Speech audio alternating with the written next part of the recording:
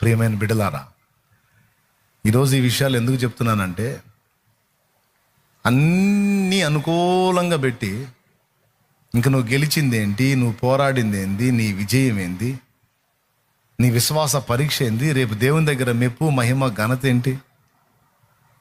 నశించిపోవు సువర్ణము అగ్ని చేత పరిశుద్ధపరచబడును కదా, అంతకంటే అమూల్యమైన మీ విశ్వాసం. పేతురు రాసినటువంటి మొదటి పత్రిక 1వ అధ్యాయము 6-7 వచనాలు.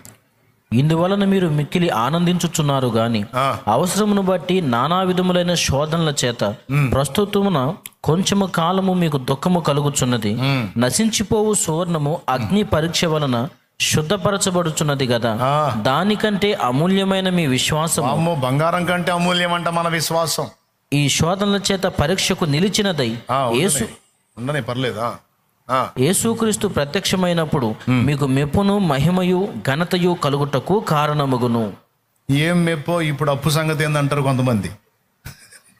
అప్పుడు మెప్పు వద్దులే కానీ ఇప్పుడు అప్పు తీర్చమనన్నా అంటారు.